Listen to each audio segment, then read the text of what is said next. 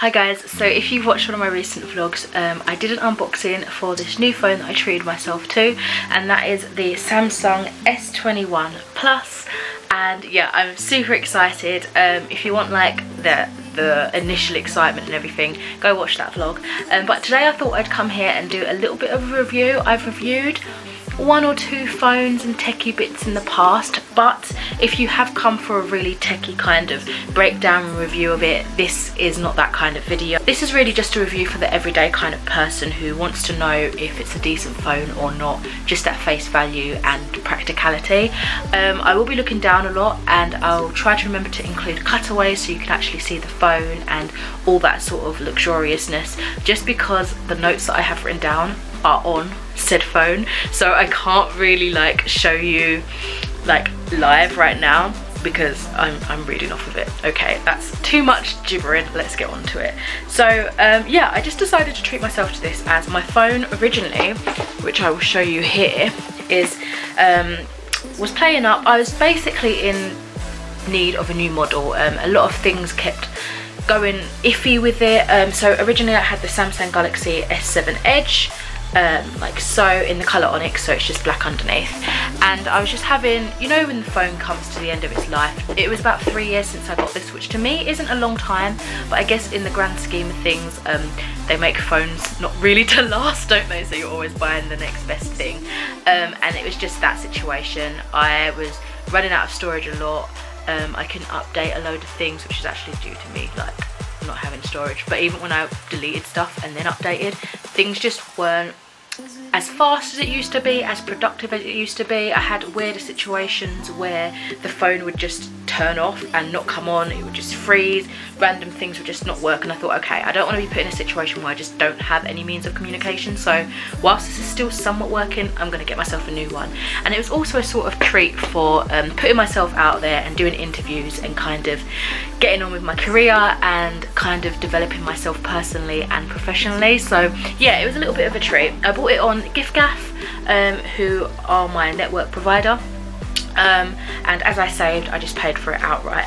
So a few things that I kind of inspired me to do a full video as opposed to just including some thoughts in like a vlog or something like that, were a lot of the things that I noticed that initially put me off when I got it, which is strange. So I'll go through them and sort of explain to you my thoughts now, and you know, that sort of thing. So I noticed in the first few days, specifically during setup really, that this model, Samsung had decided to get rid of the SD card for whatever reason, that has, you know, the extra memory and that sort of stuff. They got rid of the head jack as well, and there was no charger included, which was strange. So in my opinion, the phone itself seems to have options for more phone storage available than what I have been using before. So although I was thrown off guard by not being able to put my SD card in, I don't mind it, especially with how efficient the safe switch was, which I used, which was like Samsung's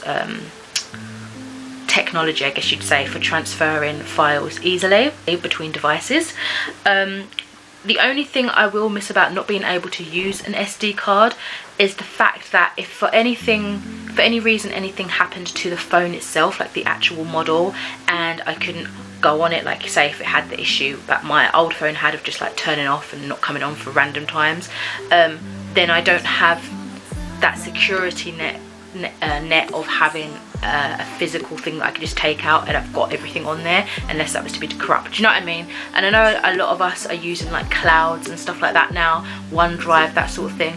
I'm still, it might just be like very old-fashioned of me, but I just feel not safe with just that as a precaution. I don't like all my stuff out there, although I know you can have all these safety measures and that. I just feel like, very old school of me, I like to have a physical form of something for a backup, do you know what I mean? That's just me. I am kind of moving past this and I'm seeing the benefits, but also I miss what I like, you know what I mean? Again, I was shocked to see there was no headphone jack, because that is something that I'm typically used to when it comes to my phones. So much used to that I wouldn't have thought to look to see if that was a feature included. It's one of those things that maybe, again, old-fashioned of me, I just assumed came with it. As I say, I'm not very techie, I'm not that sort of way inclined, so I just kind of assumed, oh, headphone jack, you know, even though, you know, the world's gone on with like Bluetooth devices and all that stuff now. I'm just stuck in my own little bubble. But now I have a reason to get this fantastic looking headset that I've been wanting for like a good few years now, which is the Kraken Razer Kitty wireless headset. So yeah, I mean, I've got that to look forward to, but also I've got a whole heap of headphones that require, you know, they aren't wireless, that have like a jack and stuff, and I'm like, okay, what do I do? Yeah, and just again, I'm just used to having everything connected, especially like, I know, although I'm sure it will cut out depending on how far you go and stuff like that.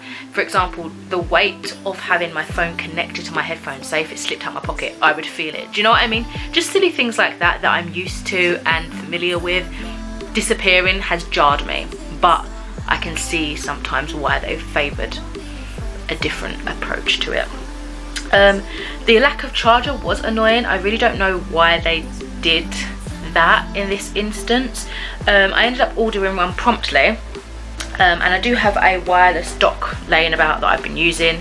So this is just the head that I've used. It's got a different, I don't know what you'd call these, like port, you know, feature than other things do. So nothing was fitting, like my old Samsung chargers didn't fit the charging port of here. So that was frustrating. I was worried that obviously this is my new device now, and I've been playing with it and everything, and then only just realised, I don't have a charger, you know what I mean? And obviously I needed it for my alarm for work, to contact people, to call my taxi, because again, I'm still old-fashioned. I don't have Uber. I don't have the Uber app, but now I've got storage. I can download it if I want, but you know what I mean? Like things like that. This one, I don't know why it didn't come with the charger. Another change that I've got to get used to is the volume keys being on the other side of the phone, and also the power button, which is now on the same side as the volume keys, which for me, I mean, this might be a normalized thing now, but from the model that I'm used to, these are the volume keys and this is the power button, so they're on opposite sides. I guess so you can't accidentally touch something knocking the other, I don't know. But yeah, with the power button, it's not the own, like you don't just press that on its own to power down. Although I've looked it up and you can reset what each button does. But yeah, that was just something that sort of threw me off, and again, a change maybe just for aesthetic purposes.